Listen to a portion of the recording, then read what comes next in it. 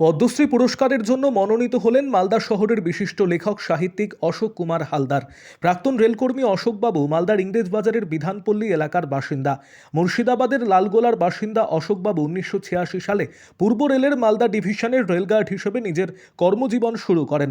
মালগাড়ির guard হিসেবে কাজ করার সূত্রে ভারতের বিভিন্ন স্থানে গিয়েছেন, দেখেছেন সেখানকার প্রাকৃতিক বৈচিত্র্য, প্রাত্যহিক জীবনধারা। গার্ড হিসাবে একাকী নিজের কোচে সময় অতিবাহিত করতে গিয়ে নানান অভিজ্ঞতার সমন্বয় শুরু লেখালেখি। এই রাজ্যসহ ত্রিপুরার বিভিন্ন পত্রপত্রিকায় 2500-এরও বেশি তার লেখা আর্টিকেল বেরিয়েছে। ইংরেজি ও বাংলা ভাষা মিলিয়ে তার লেখা বইয়ের সংখ্যা প্রায় 13। এই লেখালেখির কাজে তাকে নিরন্তর সাহায্য করতেন তার স্ত্রী এবং 2 ছেলেও।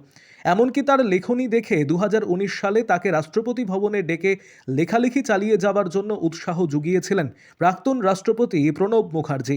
2017 সালে তার লেখা the radical change of human society and with scientific observation বই প্রকাশিত হয়। আধুনিক সমাজ জীবনের যে ধারাবাহিক বিবর্তন তাই তিনি তুলে ধরেছেন তার বইতে। গত বছর জুলাই মাসে তার স্ত্রী ইলা হালদার এই বইটির মাধ্যমে কেন্দ্রীয় সরকারের পদ্মশ্রী সম্মানের জন্য অশোকবাবুর নাম আবেদন করেন। তারপর তার পদ্মশ্রী সম্মানের জন্য ঘোষণা করা হয়েছে কেন্দ্রীয় সরকারের তরফে। কেন্দ্রের তরফেই সম্মান লাভে খুশি অশোকবাবু। আরও আপডেট থাকতে আমাদের ভিডিও শেয়ার ও ফেসবুক পেজটিকে লাইক করে ফলো করে দিন। আমি যে প্রাইজটা পেয়েছি তার জন্য কেন্দ্রীয় সরকারকে আমার কৃতজ্ঞতা জানাই, মোদিজিকে আমার ধন্যবাদ জানাই, কৃতজ্ঞতা জানাই, তাকে প্রণাম জানাই। আর এটা পেয়ে আমার সমাজ, সাহিত্য সমাজ, মালদার সাহিত্যিক, এদের একটা ইন্সপিরেশন হয়েছে এদের সঙ্গে। এবং এই দলিত সমাজের সঙ্গে আমি যেহেতু দলিত মানে বিলং করি, দলিত সমাজের বিলং করি, যার জন্য এই সমাজের সঙ্গেও আমি এবং সাহিত্য সমাজ মালদা ডিস্ট্রিক্টের সঙ্গে আমি এই আনন্দটা ভাগ করে নিতে চাই। লেখার চিন্তা ভাবনা শূন্য থেকেই হয়েছিল। শূন্য বলতে আমি সেন্ট্রাল গভর্নমেন্টে চাকরি করতাম প্রথমে মালগাড়ি থেকে। মালগাড়িতে বিভিন্ন ঝাড়খণ্ড, বিহার সমস্ত জায়গায় আমি যেতে হতো। আর সেখানে গিয়ে আমি দেখেছি প্রকৃতিকে, খুব কাছে থেকে দেখেছি। সেই কাছে থেকে দেখা প্রকৃতির ভিতরে প্রকৃতি আমাকে ইন্সপায়ার করেছে, অনুপ্রেরণা দিয়েছে যে কিছু করতে হবে, আমিও থাকবো না, কিন্তু আমার কর্মফল থাকবে। ফুল ফুটে তার সৌরভ ছাড়িয়ে আবার ঝরে পড়ে যায়, কিন্তু আমাদের এই মানুষতায় কর্মটা থাকবে। আজকে তাজমহল তৈরি হয়েছে, কে করেছে সেটা আমি জানি না, কিন্তু সেই তাজমহলটা এখনো আছে, কিন্তু তার কর্মফলটা আছে। আমি কোথায় আমার বিষয়টা মেনলি সমাজ জীবনের, মানুষের যে কি করা উচিত, কি করা উচিত না, কেমন সমাজ ব্যবস্থা চলছে, এইসবের উপরই আমার মানে বইটা। যে বইটা থেকে আপনি প্রাইজ পেলেন, হ্যাঁ, পুরস্কারটা পেলেন, এই বইটা কিসের উপরে? এই বইটা একদম পুরো ইনিশিয়াল স্টেজ থেকে আমরা আমাদের বিবর্তনবাদে যেমন হয়েছে, আমরা আগে অনেকটা জমি ফাঁকা ছিল, লোক সংখ্যা কম ছিল, তো একটা ছোট ঘর করলে অনেক জায়গা থাকে। বর্তমানে জনসংখ্যা, জনবিন্যাস বাড়ার কারণে আর সেই ছোট ঘর নাই, আর সেই বারান্দাও নাই, উঠোন নাই।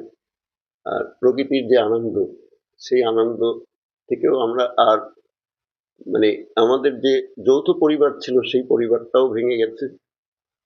10টা লোক আগে যেমন কাজ করতো, এখন একটা কম্পিউটার এসছে, কম্পিউটারের যুগ, সেই কম্পিউটারে একটা লোকেই 10 জনের কাজ করছে। এখন 1 ইউনিট 1 ফ্যামিলি সিস্টেম হয়েছে, একটা মানে সমাজ তৈরি হয়েছে একটা বিল্ডিং এ, একটা ফ্ল্যাটে।